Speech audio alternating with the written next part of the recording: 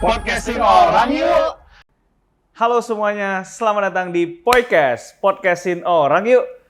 Bersama saya dengan John Colrison. Kali ini kita akan kembali lagi membahas topik-topik yang sangat seru, tentunya tidak kalah menarik dari episode-episode berikut sebelumnya ya. Karena episode sebelumnya kan hostnya magang ya. Kali ini hostnya kan host yang pertama, jadi harusnya topiknya akan lebih seru lagi. Pada kali ini, episode kali ini, podcast kali ini kita mengundang seorang ya, bukan sesosok. Kalau sesosok nanti nggak terlihat oleh semua yang di rumah. Kita telah mengundang seseorang yang sudah lama aktif, terutama di organisasi Buddhis. Dulu pernah aktif juga di kepengurusan sektor PMFBI. Ini adalah Ko Kurniadi. Halo. Selamat datang Ko Kurniadi, Namo Buddhaya. Namo Buddhaya, Ya. Selamat datang semua teman-teman. Ya, Ko Kurniadi ini aktor Hong Kong tahun 2000 enggak ya? Mirip memang. Mirip ya. Oke, Hong Kong atau Taiwan nih kok? Ya, sering diantaranya. Sering di antara. Oke, nah Ko Kurniadi ini kalau teman-teman yang banyak yang belum tahu ya, karena kan yang menonton banyak kan pasti kalau menyambung dari episode sebelumnya generasi Z ya. Kalau kita nonton episode sebelumnya kan generasi Z. Saya asumsikan teman-teman yang di rumah menontonnya juga mulai dari generasi Z sampai tak terhingga lah ya. Ada juga baby boomer, ada juga katanya om-om nonton ya, ada banyak juga ya. Nonton juga ya. Oh, itu harus disurvei dulu kok nampaknya ya. Nah, Ko Kurniadi ini merupakan salah satu pengurus dari Sekber PMFBI itu di periode tahun 2000-an lah ya kok ya. 2000 berapa kita masih ingat kok? Saya masih ingat 2005 waktu itu ada STKD. Oke. Ya. Di STKD saya sempat mengajukan diri mau masuk di kepengurusan Sekber. Oke. Nah, jadi pada saat itu saya join sebagai anggota. Sekitar tahun 2007 sepertinya. 2007 baru masuk di kepengurusan Pak Redison lah ya. Iya. Nah, 2007 teman-teman masih di mana? Kalau saya 2007 baru kelas 1 SMP. Jadi kelas 1 SMP Kokur udah di pengurusan Sekber. Jadi seingat saya juga pernah ketemu Ko Kurniadi pada saat saya masih di PMV ya. Jadi mungkin acara daerah Ya. Ko Kurniadi mungkin panitianya pernah ketemu. Nah, aktif kemudian di periodenya berikutnya, Ko Edi Johnson, Ko Kurniadi menjabat sebagai Wakil Ketua 1. Wakil Ketua 1 ya. Pada saat itu jabatannya masih Wakil Ketua 1. Kalau sekarang kan namanya adalah Sekretaris Provinsi ya. Sama, tapi sedikit berbeda. Beda dari kata-katanya aja. Ya. Oke, Kokur gimana kabarnya? Sehat? Ya, sehat, masih hidup. Iya. Nampaknya Kokur dari pertama seingat saya, bayangan saya dari tahun 2000-an itu sampai sekarang kayaknya nggak banyak perubahan ya Kokur ya? Semoga lah ya. Semoga ya. Bedanya adalah waktu saya ke PMV, Ya. ya Buddha Narada waktu itu. Buddha Paduma. Sorry. Buddha Paduma. Buddha Paduma ya. Ya. Nah, jadi waktu di sana, kayak kamu kan hadir sebagai muda-mudinya. Ya. Nah, saya sebagai bagian SDM-nya. Ya. Nah, sekarang gantian. Ya, gantian. Kamu karmanya gitu. Untung masih ketemu Kokurnya ya, belum ketemu anaknya ya. Kalau ketemu anaknya double kill berarti ya. Oke, nah malam hari ini kali ini di episode kali ini Kokur mungkin menyambung dari episode sebelumnya ya, karena kita ngomongin generasi Z ataupun kehidupan kita saat ini sangat rentan ataupun sangat dekat dengan yang namanya emosi. Apakah emosi itu yang dikatakan sebagai emosi yang indah-indah atau emosi yang kurang indah? Nah, kalau kita lihat sebatas Kokur nih, mungkin bisa di zoom nanti ya. Kokur nih kan nampaknya orang yang sangat peaceful sekali, mindful sekali. Nah, kira-kira Kokur, apa sih menurut Kokur suatu emosi itu? Ya, oke. Baik, teman-teman, ini pembahasan yang menarik. Karena siapa di antara kita yang nggak punya emosi jadinya? Harusnya semua orang punya lah ya. Iya. Jadi emosi itu adalah sesuatu yang wajar. Itu adalah bentuk-bentuk dari perasaan kita. Pada saat kita mengalami sebuah stimulus, maka kita akan bereaksi emosi kita dalam suatu bentuk. Ya, baik perasaan yang terkait dengan senang, ataupun kadang ada marah, ya ataupun kadang lanjut gitu ya, ataupun kadang sedih jadinya. Jadi itu ada hal yang wajar, yang sering terjadi dan bahkan sering kita alami dalam kehidupan kita sehari-hari. Oke, ada senang, ada sedih, kita alami sehari-hari. Sebagai aktivis Buddhis, kita sebut, atau sebagai orang yang berkeyakinan agama Buddha, kita kan sering mendengar stigma dari orang ataupun ungkapan dari orang, lu belajar agama Buddha jangan marah-marah dong. Lu aktivis Buddhis, kalau ada panitia yang nggak kerja, nah siapa tuh? Panitia yang nggak kerja jangan marah-marah dong. Lu ketua PMV, kalau anggota nggak datang ke PMV, jangan marah-marah dong. Sebenarnya itu tepat atau sedikit melenceng? Oke. Marahnya itu loh, Kokur. Baik, baik. Ini kenapa yang di sini senyum-senyum ini? Pasti sering kena marah soalnya ini. Ya. Baik. Jadi gambarannya menarik ini. Bahwasanya ada sebuah stigma bahwasanya kalau orang-orang yang sudah belajar Buddhis, ya belajar meditasi gitu kan, atau mungkin para bante-bante, ya mohon maaf dulu ini ambil contoh ini ya. Ataupun mungkin orang-orang yang belajar meditasi lah terutama, kita nggak usah jauh sampai kepada menjadi seorang bante lah jadinya. Itu ada sebuah stigma bahwasanya kita mestinya adalah menghindari marah. Ya, Benar. harusnya dengan meditasi itu kita menjadi still dong. Yes. Calm, betul ya. Dan akhirnya menjadi poker face gitu ya. Gak ada perasaan jadinya. Ya. Nah, Benar. jadi apakah memang menjadi seorang Buddhis itu harus sama dengan menjadi seorang poker face gitu? Ya. Ya, jadi bukan seperti itu sih. Oke. Jadi bahwasanya pada saat seseorang, walaupun dia seorang meditator, dia seorang praktisi sekalipun kan, emosi itu tetap bakal dirasakan. Dia tetap bakal mengalami hal tersebut. Selama kita masih belum bebas dari yang namanya kilesa atau klesha dalam Sanskritnya. Kalau bahasa Sanskritnya klesha, kalau diterjemahkan loba dosa moha itu sebenarnya penerjemahan paling gampang itu apa? Menurut lu sih? Noda batin. Noda batin lah ya. Ya. Kalau terdiri dari loba dosa moha, apa aja tuh? Kebodohan, keserakahan, Ketamakan ketamakan, dan kebencian. Kebencian, jadinya, ya. kebencian. Oke, nice. Jadi kalau menurut saya terjemahan paling gampang gitu ya, itu seperti like and dislike. Oke. Like and dislike. Suka dan tidak suka. Yes, pada saat kamu suka sesuatu, kau akan cenderung untuk dislike sesuatu. Oke. Kamu suka makanan apa nih?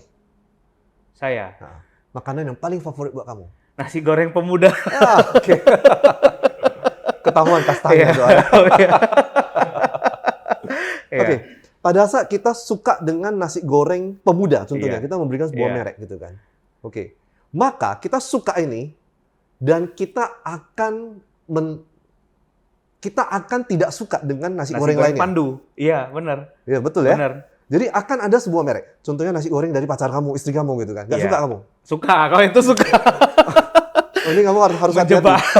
Ini soalnya masuk dalam apa? Oh iya. Rekaman digital soalnya. Kalau masakan istri saya sejauh ini semuanya ya bisa dibilang oke lah, cukup mengenyangkan dan cukup menyenangkan hati lah. Ya, itu jawaban yang diplomatis. Pas dia sedang berada di sini soalnya. Oke, menarik. Nah, kemudian juga gini nih perumpamaannya. Kamu menganggap diri kamu tampan nggak? Hokwa aku. Hokwa lah. Itu diplomatis jadinya. Relatif lah ya. Tapi pada saat kita mengatakan bahwa saya diriku tampan, Ya. kita membuat sebuah standar jadinya, maka kita akan mengatakan ada orang lain yang di sana itu nggak tampan dia. Kan seperti itu ya? Ya, benar. Jadi gambarannya seperti itu. Jadi bahwasanya like and dislike itu bagian yang sangat manusiawi dalam hidup kita, benar. Benar. Dan kita nggak akan lepas dari Hal itu. maupun perasaan tersebut. Berarti sebenarnya like dan dislike tadi juga merupakan bagian dari emosi. Itu adalah stimulus untuk emosi kita. Karena ketika misalnya nih dikasih nasi goreng pemuda, oh kita senang. Ya. Tapi dikasih nasi goreng pandu, misalnya tadi saya bilang saya nggak suka nasi goreng pandu, saya menjadi merasa kurang happy. Oke. Itu tadi yang merupakan emosi ya? Ya, betul. Nah, loba dosa moha, kebencian.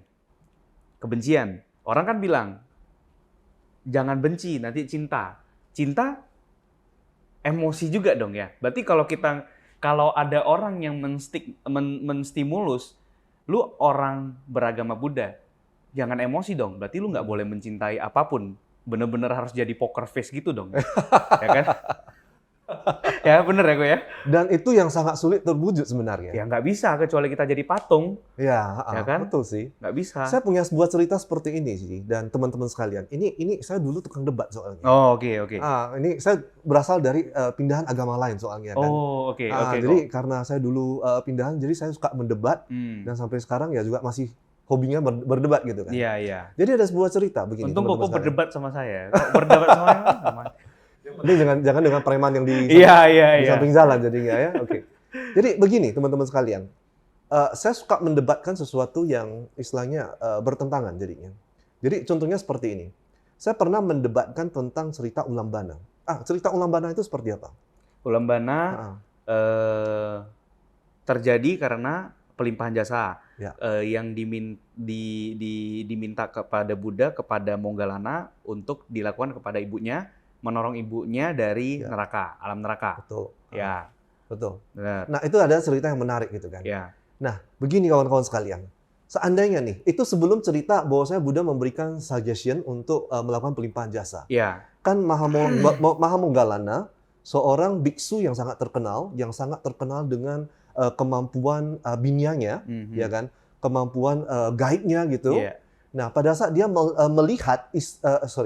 pada saat Mahamoggallana melihat ibunya terlahir sebagai setan kelaparan, dia berusaha untuk memberi makan untuk ibunya, karena dia kan hebat gitu ya. Yeah. Nah, pada saat dia memberi makan, ternyata apapun yang diberikan kepada ibunya itu terbakar dan menjadi abu. Yeah. Dia tidak mampu untuk membantu ibunya. Bahkan seorang Arya Mahamoggallana tidak mampu untuk membantu ibunya. Dan pada saat itu dia mengalami kesedihan. Dia menangis. Kalau tercatatnya seperti itu. Menangis. Iya. Ya. Pertanyaannya adalah, teman-teman sekalian, pertanyaannya adalah, masa seorang arahat menangis sih? Iya juga ya. Loh, berarti itu gak tenang dia dong. Nggak benar-benar arahat dong ya. Nah, itu sudah menjadi pertentangan jadinya kan. Iya. So it's okay. Pada saat saya tanyakan ini kepada seorang guru, ini saya langsung coba untuk klarifikasinya dengan seorang guru jadinya kan. Nah, ini gimana nih Pak gitu kan. Orang pintar lah ya. Ini gimana? Pada saat Mahamoggallana kalau dia menangis, berarti dia bukan seorang arahat dong, seperti kata kamu tadi. Iya. Nah, kemudian dikatakan begini. Syukur, itu hal yang sangat wajar. Ketika seorang arahat pun dapat mengalami perasaan sedih. Tapi pertanyaannya, seorang arahat, dia tidak berlarut dalam perasaan sedih tersebut. Iya. So, emosi itu, perasaan itu adalah sebuah hal yang sangat wajar dalam kehidupan manusia. Iya. It's okay sih untuk mengalami emosi ataupun perasaan seperti ini. Benar. Makanya pernah saya dengar juga dari salah seorang Bante, dia bilang, boleh sedih, boleh marah, tapi jangan berlarut.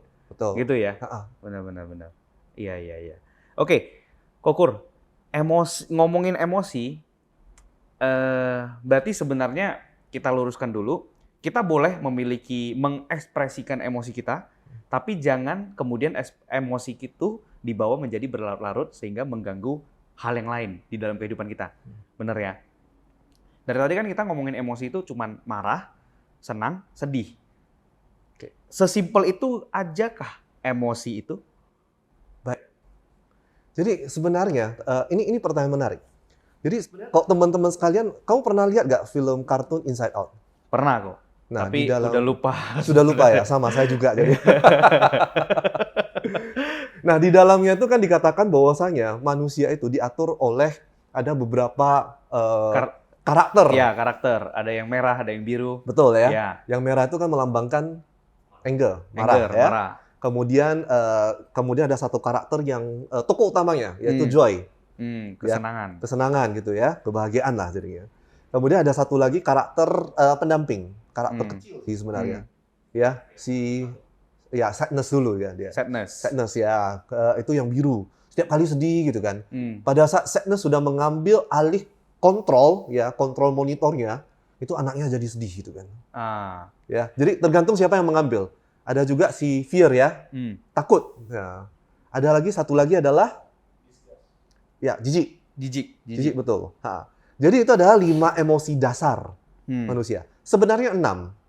Satunya lagi adalah surprise. Oh, terkejut. Terkejut jadinya. Jadi, nah ini cerdas banget teman-teman sekalian. Ini cerdas banget.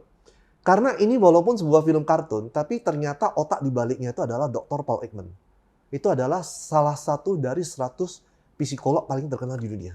Dr. Paul Ekman. Dr. Paul Ekman. Oh, Paul Ekman. Kalau kamu tahu tentang pelatihan micro expression, bagaimana kita Iya, mengenali membaca orang, mimik Yes. muka. ya, dan Iya. kita tahu bahwasanya dia bohong atau enggak. Iya. Saya kira pelatihan seperti ini baiknya kamu jangan infokan kepada istri kamu. Itu sangat bahaya. Ya. Saya mencium banyak sekali orang. Iya. Dan micro expression itu kalau misalnya kita pelajari, dokter di baliknya itu adalah Dr. Paul Ekman. Oh, orang di balik yang Film memprakarsai Inside Out film itu. Inside Out. Nah, jadi Oke. ada 6 emosi dasar manusia sebenarnya. Ya. Dan siapa yang akan in charge? Ya. Ya apakah si sadness, si joy, ataupun si anger gitu kan? Maka kita akan mengalami emosi tersebut gitu kan. Oke. Pertanyaannya, emosi apa yang positif? Emosi apa yang baik untuk dialami? Kalau dalam film kartun tersebut jadinya. Harusnya kesenangan ya. Harusnya seneng ya. Harusnya senang. Karena itu adalah emosi yang positif ya. Iya. Sama, di film itu juga menceritakan hal yang sama. Bahwasanya Joy itu berharap bahwasanya dia yang akan terus keluar Oke. dan mengambil kontrol tersebut. Iya. Sampai kemudian dia menyampaikan kepada si Sadness, lu tolong ya, jangan keluar dari lingkaran ini ya. Please, tolong jangan keluar dari lingkaran ini. Jadi, kenapa setiap kali kalau kamu keluar, kamu selalu membuat bencana jadinya? Kesedihan. Pertanyaannya adalah, pada akhir film tersebut, siapa yang ternyata menolong si tokoh utamanya? Si Sadness ya. Kenapa? 100. Pada saat kita diizinkan untuk mengalami emosi kita, apapun itu apa adanya. Termasuk ada sebuah stigma, cowok itu nggak boleh nangis. Oh iya. Pada saat kita diizinkan mengalami perasaan kita apapun adanya, maka pada saat kita mampu menerima, kita juga mampu untuk letting go. So, apapun perasaan itu, apapun emosi yang muncul maupun pergi, alamilah apa adanya. Karena nggak ada yang positif, nggak ada yang negatif. Dia hanya awan yang datang dan kemudian berlalu dalam hidup kita. Iya. Kuncinya adalah menerima, kemudian letting go. Yes. Accept and let go gitu. Betul. Ya. Yang menjamin kita bisa let go itu apa kok? Oke, ini menarik. Karena accept. Kita coba untuk accept. Tapi ketika kita misalnya nih udah menerima kesedihan itu atau menerima kekecewaan itu, yang menjamin kita bisa letting go itu apakah dengan munculkan another expression yang atau emotion yang bikin happy atau apa gitu? Baik. Oke. Ini terutama nggak bisa letting go untuk mantan ini ceritanya. Oh, itu udah kok. Itu udah kok. Saya kira arahnya itu bakal ke sana. Oh enggak. Aman. Ya? Kalau itu aman. Saya cenderung lupa siapa mantan saya. Oh iya. Itu pas saksi matanya sedang di antara kita. Oh iya. Baik. Bahaya sekali ya di sini ya. Iya. Baik, ini menarik sih karena terkadang bahwasanya kita terjebak dengan yang istilahnya adalah toxic positivity. Oh iya. Jadi kita terus mensugesti diri kita dengan harus berpikir positif ya. Harus berpikir positif ya. Pikir positif gitu kan. Jadi akhirnya enggak, ini semua orang baik gitu kan. Dan akhirnya yang terjadi adalah kita menekan bentuk-bentuk perasaan kita jadinya. Ya, perasaan-perasaan kita ditekan dan itu sebenarnya sangat bahaya. Perasaan ataupun emosi kita pada saat kita tekan itu seperti sedang menekan sebuah balon udara di dalam kolam renang. Iya. Kita mampu menekannya untuk waktu yang lama. Tapi pertanyaannya sampai berapa lama? Dan akan ada waktunya di mana kita letih dan akhirnya emosi tersebut bounce back kembali ke atas dengan daya yang lebih kuat. Itulah yang terjadi pada saat kita pacaran. Udahlah, pacar saya orang yang baik lah. Udahlah, tenang ya. Udah pacar saya bermaksud baik. Kita tekan emosi tersebut. Iya, iya. Sampai akan ada waktunya ini meledak gitu kan. Iya. Itu kan gua udah ngomong sama kamu kan. Kamu tahu nggak kamu udah pernah buat kesalahan sama saya seperti ini. Tahun lalu pernah kejadian seperti ini. Iya. Tahun lalu sebelumnya sempat kejadian seperti ini. Jadi itu akhirnya meluap banyak keluar jadinya. Itu Iya, itu adalah bentuk emosi yang ditekan jadinya. Iya, iya. So sangat tidak direkomendasi untuk menekan emosi kita ataupun berpikir bahwasanya ini nggak mungkin terjadi. Saya sangat setuju dengan saya sangat setuju dengan apa sorry. Minum dulu. Ini cangkir podcast ya. Bisa dibeli. Di mana? Saya sangat setuju dengan apa yang dikatakan oleh Lord Buddha gitu ya. Ya. Jadi bahwasanya kalau kita menceritakan tentang 4 kenyataan Arya, bahwasanya hidup itu memang kenyataannya seperti itu. Bahwasanya ada duka. Dan kita diajak untuk menerima duka itu apa adanya jadinya. So itu sebuah hal yang sangat wajar dan sangat hebat dari seorang menurut saya psikolog dunia lah, Lord Buddha jadi. Empat area tadi duka, Ada duka, memahami ada adanya sumber duka, dan ini dapat berakhir iya. dengan kita mengetahui jalannya. Berarti acceptance itu sebenarnya ada di nomor 2, memahami adanya Adanya duka. Karena itu ada klesa di dalam ya. Iya. Baru yang letting go itu adalah memahami bahwasanya ini bisa berakhir. Betul sih. Anicca. Tapi menariknya adalah saya ingin bahas tentang salah satu dari Asta Arya Maga, Jalan Mulia Berwaselapan lah ya. Oke. Yang ke-7 dan ke-8 itu kan sering dimix orang jadinya. Iya. Sati dan samadhi. Iya, kesadaran dan samadhi. Konsentrasi. Ya, itu sering dimix. Iya. Jadi apa bedanya sati dan samadhi sih? Mungkin seperti itu sih pertanyaan yang sering kita dapatkan jadinya. Nah, saya ingin balik kembali, apa terjemahan sati menurut Sadar. kawan-kawan sekalian? Sadar ya? Sadar. Bagaimana caranya sadar? Dengan tidak tidur. Loh, gue lagi gak tidur nih, ini gue sadar nih gitu ya. Iya. Tapi katanya adalah kita kebanyakan dalam keadaan tidak sati, tidak sadar. Tidak sadar. Loh, emang lu lagi tidur gitu? Iya. Alam bawah sadarnya tidur ya. Saya bisa mengambil terjemahan sati. Sati itu terjemahan dari seorang Bante Agacita. Itu bagus. Dia katakan adalah terjemahan sati paling mudah adalah ingat untuk mengamati. Ingat untuk mengamati. Jadi dengan ingat untuk mengamati apa sebenarnya? Mengamati napas Anda. Dan kemudian kalau kita di sini, mungkin pada saat kita coba untuk mendengar suara sekitar kita. Di sekitar saya ada suara AC. Coba kita dengarkan. Pada waktu kita mendengarkan suara AC, pikiran kita itu yang sibuk jadinya stop.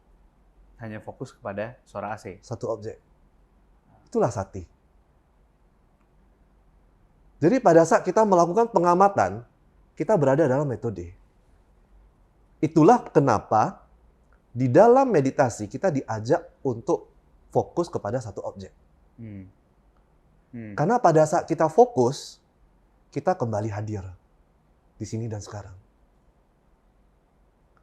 Jadi pada saat kita objeknya napas, kita fokus untuk mengamati napas kita. Kita kembali hadir. Cuma yang terjadi adalah terkadang pada saat kita meditasi, kita kelihatannya seperti sedang bernapas, tapi kita mikirin yang lain-lain jadinya. Mikirin mantan, mikirin nasi goreng gitu. Iya. Jadi akhirnya kita nggak di metode. Kalau sati kayak gitu, kita sadar mengamati. Jadi misalnya teman-teman yang main game, sedikit ya aku ya, melenceng ya dari pembahasan kita. Teman-teman yang main game, main Mobile Legends contohnya atau main apa, ketika main kan mereka terlalu disibukkan sama fokus pada game itu. Yes. Apakah itu salah satu bentuk sati? Itu bentuk sibuk juga sih. Karena yang pada saat bermain itu kan disibukkan dengan banyak thinking di dalamnya. Istilahnya adalah ini thinking. mau kemana, ini mau kemana, ini hajarnya seperti apa, ambil senjata apa gitu kan. Berarti itu bukan sati ya? Yes, bukan. Ya, jadi teman-teman yang main game itu jangan jadikan pembenaran. Ya. Kukur, kita mungkin boleh minum dulu, Kukur. Siap, Nanti, thank you. Iya. Ini gelas podcast ya? Iya, ini gelas podcast. Jadi merchandise kita. Balik lagi ya. Memang menarik nih ngomongin emosi. Kalau ingat cerita Kukur tadi tentang balon yang kita pendam di kolam renang. Sebenarnya sejujurnya saya sendiri beberapa periode yang lalu memang termasuk orang yang sebenarnya saya nggak merasa menahan emosi. Cuman mungkin karena emosinya sedikit disisihkan sehingga botol yang udah penuh tadi ketika meledak banyak yang keluar. Nah, tapi anehnya saya sendiri nggak merasa menahan emosi, Kukur. Apakah mungkin kadang memang bisa emosi itu contoh nih ada lima karakter tadi. Si kemarahannya nih sebenarnya lagi ngambil kontrol. Tapi kita nggak sadar sebenarnya. Dan terlalu cepat dialihkan sama emosi yang lain. Sehingga emosi anger yang terjadi tadi menjadi, kalau kita isi minyak, pengendapan. Sehingga udah besar pengendapannya harus turun mesin. Nah, kira-kira gitu. Bisa nggak kayak gitu terjadi, Kukur? Bisa sih, sangat wajar terjadi sih. Sangat wajar terjadi. Dan itu terutama adalah ketika kita mengatakan bahwasanya kita udah memaafkan lah, ya mantan udah maafkan gitu kan. Iya. Tapi kita cuman hanya sekedar bibir gitu. Tapi deep inside, dalam dasar hati kita ternyata tidak melakukan apa yang kita sampaikan. Dan itu jadinya dia menumpuk gitu. Dan hal kedua yang mungkin terjadi itu adalah bahwasanya kenapa saya bilang wajar? Karena di bagian otak manusia ada satu bagian yang namanya adalah ukurannya kecil. Dia seperti kacang almond gitu aja. Tapi dia pengaruhnya terhadap hidup kita tuh begitu luar biasa. Namanya adalah amigdala. Namanya apa? Amigdala. Dia di dua bentuknya dua almond kecil di belakang telinga kita jadinya. Amigdala. Itu earphone yang di dalam nggak? Yang vibration gitu ya. Vibration ya. Iya. Tapi dua bagian ini di bagian otak kita itu memainkan peranan yang sangat vital. Termasuk adalah ketika kita berhadapan dengan sebuah bencana dalam hidup kita, maka kita akan memilih responnya itu antara 3, yaitu fight, flight, atau freeze. Fight, freeze. Ya, jadi pada saat kita menghadapi ini contohnya nih kawan-kawan sekalian. Jadi pada saat kalau zaman dulu itu kalau kita menghadapi ancaman, bentuk ancamannya seperti apa? Contohnya kan kita mau berburu, ya berburu harimau contohnya ya. Pada saat berburu harimau ini ancaman nih, kita fight, terekam, ya atau kita melarikan diri, karena kita dikejar, atau kita nggak tahu mau ngapain, kita freeze. Ya, itu bentuk-bentuk ancaman yang sering terjadi di zaman dulu. Dan amigdala itu memberikan respon untuk ke sana. 3 hal penting tadi. Tiga respon tadi jadinya. 3 reaksi tadi. 3 reaksi. Nah, jadi ternyata ini berlanjut sampai sekarang. Kita terus menghadapi ancaman dalam hidup kita. Sangat banyak ancaman. Contohnya ancaman seperti apa saat ini? Ancaman seperti kata-kata kasar mungkin dihujat di sosial media. Mungkin. Betul. Ya, kemudian Piala Dunia kalah kita gitu ya. Iya. Ada banyak ancaman dalam keseharian kita sebenarnya. Contohnya ancaman akan cicilan. Dikejar cicilan. hutang. Kemudian ini kartu kredit belum bayar nih, ancaman nih. Kalau dulu kita menghadapi harimau, saat ini kita menghadapi tagihan. Gitu. Kuota ya. Kuota udah mau habis nih. Gitu. Gak bisa lihat Instagram, TikTok nih, gitu kan. Itu ancaman. Iya, benar. Ya, kemudian juga KPI. Ya, target yang belum capai gitu kan. Kemudian nanti sore bakal direview sama bos gitu kan. Jadi akhirnya wujud yang sebelumnya harimau transformasi jadi ancaman ini. Dalam bentuk kehidupan nyata. Ya, dalam kehidupan kita saat ini gitu kan. Jadi pada saat kita menghadapi berbagai ancaman tersebut, jadinya kita akan cenderung untuk memilih 3 reaksi ini. Jadi ini mau bagaimana nih? Ku hajar balik aja, ya saya marah balik aja gitu kan. Atau mungkin kita, udahlah melarikan diri aja lah. Gak usah ketemu bos lah gitu kan. Atau keluar aja lah dari kantor, itu flight. Atau gue gak tahu mau ngapain nih, freeze jadinya. Jadi ini akan sering terjadi dalam hidup kita. Dan itulah sumber mengapa kita jadinya stres. Kenapa? Karena kita masih belum lepas dari kilesa ini. Tiga reaksi ini prosesnya itu terjadi di amigdala atau amigdala itu hanya mengeluarkan ini ada 3 kondisi nih, otak cerna sendiri nih, mau yang mana? Kalau kata orang kan sering nih, aduh aku udah gini nih, mau gimana ya? Apakah harus berdiam diri ataukah kabur? Itu perdebatan itu terjadinya di mana? Oke, baik. Perdebatan di mana ya? Iya. Masalahnya nggak ada perdebatan. Nggak ada perdebatan. Nggak ada perdebatan. Jadi Jadi begini kawan-kawan sekalian, kenapa sering dikatakan bahwasanya adalah penyesalan itu selalu datang terakhir? Terlambat, iya. Ya, jadi kalau mau cerai hati-hati ya. Karena penyesalan selalu datang terakhir gitu kan. Oke. Kenapa? Karena kadang secara tidak kita sadari amigdala ini take control. Oke. Jadi contohnya nih, pada saat kita terbawa oleh sebuah ancaman, ya contohnya mungkin nih contohnya. Saya nggak tahu tapi kalau mau curhat it's okay gitu kan. Contohnya pada saat pulang gitu kan, pada saat kita pulang ke rumah ini otak sudah capek gitu kan, tadi baru dimarahi bos gitu kan. Kemudian kita pulang rumah harapannya itu adalah pingin pulang dengan tenang gitu kan. Sampai ke rumah mungkin saja ada ancaman lain, harimau menunggu di rumah. Ancamannya mungkin buka pintu kemudian langsung ada yang langsung tepuk meja kuat-kuat gitu kan. Kenapa piringnya belum dicuci gitu kan? Dan akhirnya kemudian kita karena amigdalanya itu take control yang diistilahkan sebagai amigdala hijack, itu kemudian kita ambil piringnya dan membantingnya gitu. Karena kita nggak sadari. Kita nggak sadar bahwasanya apa yang terjadi itu adalah bentuk reaksi kita. Karena kita berada dalam ancaman. Oke, jadi kalau misalnya ada proses terjadi kejadian tadi kok, dan kita sebenarnya merasa kita sedang memperdebatkan mau reaksi atau enggak. Pada saat itu pun sebenarnya kita udah bereaksi freeze. Bener nggak? Ya. Contoh nih, cerita tadi ya kita nyambung ya. Karena kan sering kejadian seperti ini. Aduh, bergumam dalam hati, ini piring belum dicuci nih. Gua harus marah atau gua biarin aja? Nah, pada saat proses berpikir itu kan sebenarnya kita udah ngasih reaksi dengan berdiam. Ketika reaksi itu udah dicerna, udah output, baru terjadi reaksi kedua. Bener nggak seperti itu? Tapi pada saat kita mampu mikir, berarti pada saat itu korteks kita masih bekerja. Ada lagi bagian korteksnya. Iya, maksudnya otak kita yang istilahnya yang sadar itu masih bekerja. Oke. Tapi amigdala itu terjadi ketika kita berada dalam ancaman. Contohnya nih gitu kan.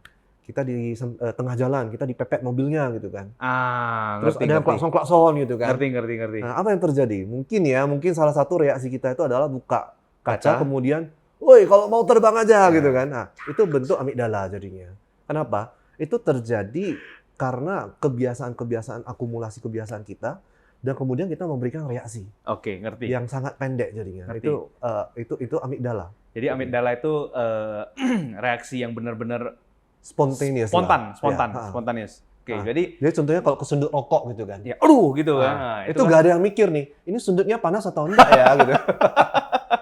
Oke, ngerti. Nah, kita ngomong banyak nih kok tentang berbagai emosi nih. Yang paling baik sebenarnya, kalau tadi bilang kan, Koko bilang emosi itu sebenarnya nggak ada yang paling baik, nggak ada yang paling negatif atau nggak ada yang paling positif. Menjadi pribadi yang lebih baik itu bagaimana terhadap emosi ini? Apakah lebih seperti tadi acceptance-nya itu lebih dengan oke, gue sadar saat ini ada emosi kemarahan yang ada dalam diri saya, tapi nggak perlu saya luapkan. Atau kalau nggak saya luapkan, saya sakit sendiri nih, membara-bara dalam hati saya. Nah, kira-kira harus jadi orang seperti apa sih kita kok? Baik. Ya, jadi kalau kita dihadapkan dengan kondisi seperti itu, saya mengajak kepada kita semua untuk kembali dengan mindful. Ingat untuk mengamati. Oke. So, kalau misalnya ada emosi yang muncul, biasa pada waktu lu emosi, tubuh kamu bagaimana? Panas. Ini mau nyanyi nih, panas. mau bereaksi dengan cepat ya mungkin ya? Yes, betul. Kemudian napas kamu bagaimana? Terengah-engah. pendek jadinya. Pendek. Oke, kemudian mungkin kalau misalnya ada bagian tubuh yang tegang, daerah mana? Leher, kolesterol tuh. Oke, itu antara marah atau kolesterol. Atau kolesterol ya, iya. Nah, tapi ini adalah gejala yang sering terjadi dengan manusia pada umumnya. Oke. Pada saat marah, kita kadang tangannya mengepal. Pada saat mengepal, di sininya tegang sampai kepada leher. Atau raut wajah kita itu menegang. Ya. Menegang, ya. Ya. Kemudian atau kita menggeram jadinya. Kemudian kadang juga kita napasnya sangat tersengal-sengal. Napasnya sangat pendek. Itu hal yang wajar. Tapi anehnya, semua orang mengalami hal yang sama. Iya. Jadi itu hal yang sangat alamiah. Sangat alamiah. Jadi pada saat kita mengalami bentuk emosi apapun, cobalah amati perubahan yang terjadi pada tubuh kita. Pada waktu itu kita udah mindful sebenarnya. Ya, jadi kita gak usah menolak ini gue lagi marah, gue lagi ngapain gitu kan. Gue lagi kejut gitu. So it's okay. Kita amati bentuk-bentuk perubahan di tubuh kita. Dan yang paling gampang diintervensi pada saat kita marah adalah dengan bernafas mendalam. Pause ya, kemudian Kita bernafas pause dalam dulu. ya. Kenapa? Ya, tadi ceritanya kan penyesalan selalu datang terlambat jadinya. Iya. Udah marah-marah duluan baru nyesal kemudian. Gitu kan. Iya. Dan itu sering terjadi. Jadi pada saat kita marah, ya mungkin secara tidak sadar kita bisa tampar gitu. Iya. Secara tidak sadar, tergantung kebiasaan kita seperti apa. Iya. Nah, pada saat kita melakukan reaksi yang tidak dipikirkan dahulu, yang hanya sekedar terpengaruh oleh amigdala, maka itu biasa cenderung adalah reaksi yang untuk bertahan hidup. Reptil ya. Reptil, bagian dari otak reptil. Iya. Jadi akhirnya itu mencelakakan diri kita sendiri dan orang lain. Dan kadang kita sadarnya adalah 6 detik setelahnya. Sesaat 6 detik setelah kejadian tadi. Nah, jadi contohnya anak saya pernah dikejar anjing. Saya nggak pernah lihat dia berlari cepat itu. Tapi dia mampu berlari dengan cepat ya. Iya. Dan setelah dikejar anjing lompat tembok 2 meter gitu kan. Iya. Dan kemudian dia baru ngos-ngosan. Kok bisa ya seperti itu ya? Ilmu kepepet ya namanya The power of kepepet jadinya. Iya. Tapi itu adalah fungsi amigdala kita. Oh. Dia membantu kita itu untuk bertahan hidup. Ya, kalau Iya, nggak ada amigdala kita udah mati juga sih. Benar. Nah, tapi dengan adanya hal seperti itu, pada saat kita marah, kita cenderung bablas dulu, baru kemudian menyesal kemudian. Iya. Ya lumayan kalau minta maaf. Kalau nggak ada minta maaf, itu karena gengsi gua itu. Nah, kalau nggak minta maaf, nah ini 20.000 pergi beli pondok gurih gitu. Nggak cukup, bos. Nah, seperti itu jadinya. Jadi, saya menyarankan kepada kita, pada saat kita mengalami gejolak emosional yang sangat kuat, apakah itu marah, apakah itu overwhelming, apakah itu senang berlebihan gitu. Take a pause. Tarik nafas dahulu. Berikan jeda. Minimal adalah 6 detik. Supaya otak kita itu dapat kembali berpikir. Apa yang harusnya berikutnya dilakukan gitu. Take a pause dulu. Ya. Dan pada saat kita bernafas dengan lebih mendalam, ya kalau marah itu kan napasnya itu sangat pendek ya. Yeah. Itu sering diistilahkan sebagai overbreathing. Sering juga diistilahkan otak pendek. Otak pendek ya. Apa? Sumbu pendek. Ya. Nah, jadi pada saat kita mengalami kondisi tersebut, kita sebenarnya tubuhnya itu pengen mengambil oksigen. Tapi itu nggak ketangkap. Jadi akhirnya jadi pendek nafasnya. Napasnya jadi pendek gitu kan. Dan akhirnya dengan demikian kita menjadi semakin nggak tenang. Gelisah. Karena kita nggak dapat oksigen dalam tubuh kita.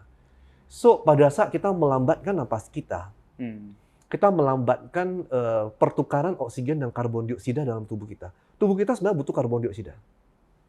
Karena pada saat kita mau menangkap satu oksigen, kita perlu melepaskan karbon dioksida. Itu ada dalam Bohr effect.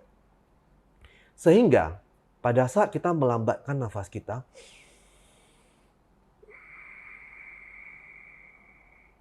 pada saat itu kita mampu membuat sirkulasi oksigen dan karbon dioksida yang lebih lama dalam tubuh kita. Karbon dioksida kok. Saya pernah dengar dan banyak sekali saya dengar, saya kalau nggak ngerokok nggak rileks. Ada Oke. ada beberapa teman kerja mau pegang mungkin banyak kerjaan terlalu banyak, mau emosi, dia prefer keluar ngerokok. Oke. Masuk ngerokok, ngobrol lagi.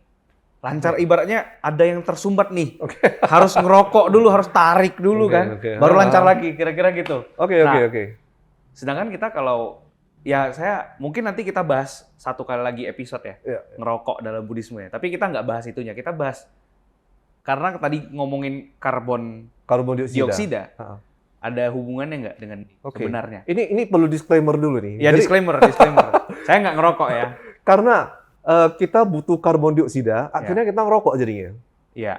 Ya, atau mungkin karena kita butuh karbon dioksida, jadi pagi hari kalau panasin mobil, ingat duduk di belakang knalpotnya. Itu lumayan bisa akumulasi karbon dioksida jadinya. Iya. So itu bukan, itu nggak ada hubungannya, itu, Nggak ada itu hubungan. racun jadinya. Racun. Tapi apa yang terjadi pada saat ngerokok? Contohnya nih, pada saat ngerokok apa yang terjadi? Mereka lakukan seperti apa? Mana Kusuma tanya? Kusuma ngerokok. Oke, jadi gambarannya itu kan mereka tarik napas, 6 detik tadi ya. kalau kita perhatikan, biasa buang napasnya itu lebih panjang Lebih panjang daripada daripada tariknya. tarik napas. Mengapa? Karena ini ada hubungannya dengan syaraf kita. Syaraf. Syaraf. Nah, jadi gini, pada saat kita terkejut, kita tarik napas atau buang napas? Nggak bernafas loh. Ya, sempat ketahan napas dulu. Tahan nafas. Ketahan napas, Baru tapi buang napas. sebelumnya kita tarik napas. Tarik nafas. Betul ya? Iya. Iya. Benar ya? Iya. Jadi waktu kita terkejut, hoi, gitu kan. Iya. Tarik napas. Makanya pada saat napas pertama kita itu, dalam hidup kita adalah narik. Karena kita terkejut dengan sekitar kita. Oh, makanya hidup. Ya, terkejut. Jadinya tarik napas gitu kan. Iya, iya, iya. Itu berhubungan dengan syaraf simpatik. Atau syaraf stres. Jadi ini ceritanya nih. Kalau waktu kamu mikirin KPI, Iya, iya. yang terjadi adalah, nah, tarik napas. Benar, Itu syaraf benar, simpatik. benar. Itu syaraf stres. Dan pada saat kita buang napas, itu biasanya berhubungan dengan syaraf rileks. Syaraf parasimpatis namanya. Sehingga kalau kamu mendapat kabar yang melegakan, anak kamu laki-laki loh. Anak dari siapa? Contohnya. Pada waktu mendapatkan kabar yang melegakan, kita, iya ya, gitu kan. Lega. Lega Lega. jadinya. Atau kita mendapatkan, aku lulus loh gitu Ya, kan. lega. Iya, gitu kan. Kita lega. Nah, apa yang terjadi pada saat ngerokok adalah mereka menggunakan syaraf parasimpatik. Jadi waktu mereka tarik, mereka jadinya baliknya ke kantor dan kemudian mereka katakan, wah rileks banget loh setelah ngerokok. Iya, loh." iya, iya. Bukan urusan asapnya gitu kan. Pernafasannya ya. Pernapasannya gitu. Iya, iya, iya. Berarti sebenarnya ya kalau dalam Buddhis atau dalam praktek kita sehari-hari, ya kita sebenarnya bisa mempraktekkan ngerokok tadi tanpa harus benar-benar Betul. merokok. Betul. Jadi kita perpanjang napas kita saja. Makanya sangat hebat ya kalau kenapa dikatakan bahwasanya kalau kita mau meditasi samatha bhavana, mulai dari napas jadinya. Jadi mulai dari regulating breathing kita dulu. Pada waktu kita mengamati napas kita di meditasi, pelan-pelan dari yang kasar, ternyata pelan-pelan bisa menjadi melembut. Bahkan napasnya itu kok semakin nggak terasa. Dan pada saat itu kita udah napas dengan mendalam. Nah, napas itu penting banget dalam hidup kita. So, ingat saja bahwasanya pada saat kita menghadapi berbagai ancaman dalam hidup kita, ingatlah untuk bernapas. Pada saat kita bernapas, kita ingat untuk mengamati, kita berada dalam metode tersebut, kita akan menjadi lebih tenang. Itu adalah tahap yang awal sebagai seorang praktisi sih jadinya. Iya, iya. Dan itu adalah memungkinkan untuk kita lakukan dalam keseharian kita. Siapa sih yang nggak bernapas? Iya, iya, iya. Everybody breath ya, bernafas ya. Betul. Semua orang bernapas sih. Berarti kalau ketua PMV kita sering marah-marah harus sedia oksigen di PMV ya. Suruh dia bernapas mendalam. Atau suruh dia peragakan merokok dulu seperti apa? merokok. Ya. Pakai pipet ya, pakai pipet. Saya sering itu. Iya, iya, iya. Oke, Kukur. Mungkin sejauh ini teman-teman cukup jelas lah ya dari penjelasan kita ngobrol tadi. Saya juga dapat insight baru tentang emosi, nggak lagi seperti itu apa video yang orang Singapura emotional damage. Kena emotional damage ya. Nah, saya tergelitik dengan sebuah pernyataan, Kokur. Emosi saya bahagia kalau saya bisa membahagiakan orang lain. Sih. Kena emotional damage gak tuh orang? Karena saya pernah dengar gini, orang butuh curhat, ya kan, untuk melepaskan dia punya pikiran-pikiran yang penat gitu kan.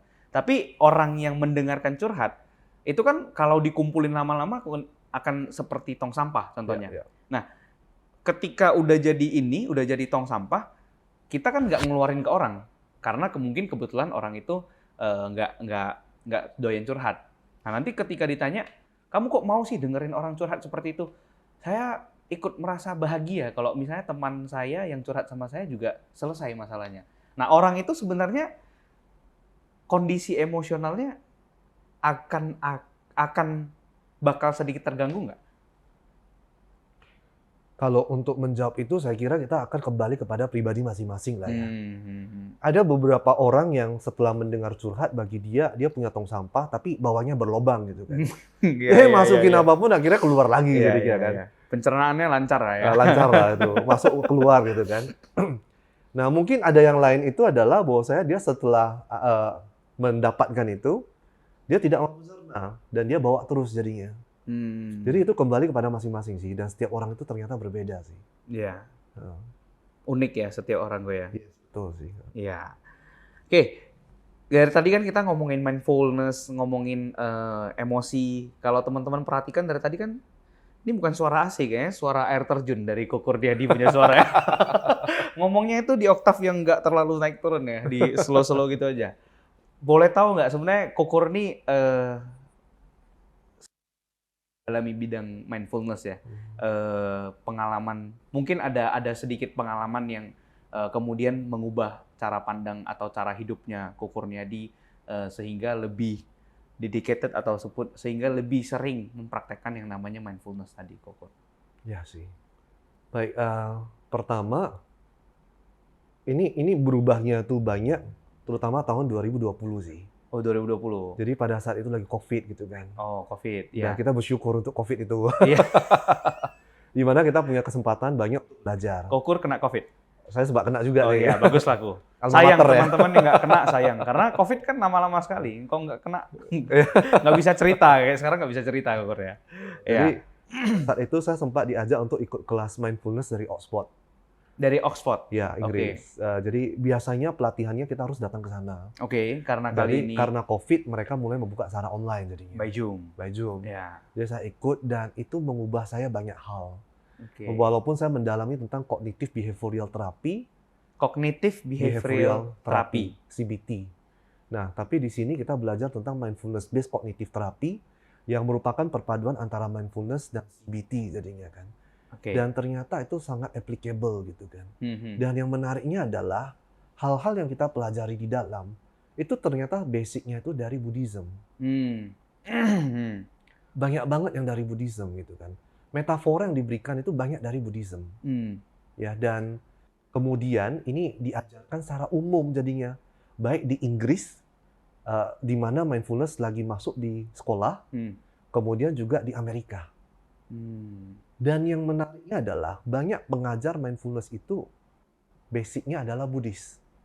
Dan turunannya sampai saat ini banyak yang non-Buddhis yang ngajarin tentang mindfulness. Yang anehnya itu adalah mindfulness itu originnya dari kita. Buddhis, Lord Buddha sebagai kita gitu kan. Kita belajar sama orang lain gitu ya. Dan ternyata saat ini banyak kita belajar justru dari orang lain. Jadi dari sana saya belajar dan sebenarnya plannya itu cuma pengen sharing untuk teman-teman sih. Tapi teman-teman bilang bahwasanya, Kur, kamu harus ajarin ini. Karena banyak orang yang butuh jadi. Dan dari sana itu saya tekuni untuk belajar tentang mindfulness dan berbagi tentang mindfulness. Ya tadi pagi juga barusan selesai tentang kelas mindfulness dari California tentang mindful communication. Jadi keep on learning sih. Dan itu mengubah banyak hal dari hidup saya, cara komunikasi saya, dan kesabaran saya gitu kan. Itu mengubah hidup saya sih. Ya, Dan luar itu biasa sekali. ajaran yang basicnya sebenarnya adalah dari Lord Buddha sendiri, dari Buddhis itu sendiri. Dari Buddhis itu Dan sendiri. kita perlu bangga bahwa Iya. mindful itu sebenarnya kan adalah sati gitu. Iya, benar. Luar biasa sekali Kokur ini ya. Bolehlah sekali kita diajarin tentang yang tadi kelasnya mindfulness ya. Siap. Karena memang sebenarnya banyak ya saat ini kelas mindfulness. Cuman kadang anak-anak muda ini karena terlalu cepat perubahan merasa bosan terkait dengan mungkin metode-metode yang kurang pas. Nah, mungkin nanti Kokur bisa kita aturlah waktunya untuk sharing dengan teman-teman kita, terutama tentang mindfulness ini. Ya, Kokur ya. Oke, Kokur, mungkin ada yang ingin disampaikan nggak kepada teman-teman yang menyaksikan dari rumah, dari kantor, dari sekolah mungkin lagi bolos? Ya, silakan Kok. Thank you kawan-kawan yang sudah join. Jadi ingat saja bahwasanya emosi kita itu kita kenali apa adanya dan kita terima apa adanya. Baik emosi yang sifatnya positif maupun negatif yang silih berganti dalam hidup kita. Jadi emosi itu dia seperti awan yang datang dan berlalu. Jadi biarkan saja dia hanya datang dan singgah dalam kehidupan kita dan biarkan berlalu. Ya, jadi kalau ada ingat mantan, ya biarkan berlalu jadinya ya. Ingat hal-hal yang negatif, biarkan berlalu. Dan kemudian kalau misalnya ingat hal-hal yang terlalu overwhelming, jadinya terlalu senang, ya sudah, ini pun juga akan berlalu jadinya kan. Dan pada saat kita di-hijack, kita dibajak tubuh kita, perasaan kita dengan amigdala kita, ingatlah kita selalu punya kesempatan untuk berhenti. Jeda dahulu. Ya, berikan jeda kepada diri kita sendiri. Bahwasanya jeda itu ya paling nggak minimal 6 detik lah ya. Sehingga kita dapat kembali untuk waras jadinya. Jadi ingat untuk jeda, yang paling mudah itu adalah dengan mengambil napas mendalam. Palingan itu, dan semoga kita semakin cerdas secara emosional. Terima kasih untuk teman-teman yang sudah menonton ya. Iya, asik. Terima kasih Ko Kurniadi atas kesempatan mau bersedia datang kepada studio kami yang mendadak ini karena studio utama sedang rusak ya. Terima kasih kesempatannya ya. Teman-teman, terima kasih sudah menyaksikan ya. Ingat kita ini hidup di dunia tipu-tipu, jangan sampai Anda tertipu sama emosi Anda ya. Seperti pesan Ko Kurniadi tadi ya. Oke, kita jumpa lagi di lain kesempatan bersama dengan narasumber yang lain. Terima kasih Ko Kurniadi. Terima kasih telah menyaksikan teman-teman. Namo Sang Hyang Adi Budaya, Namo Buddhaya. Namo Buddhaya.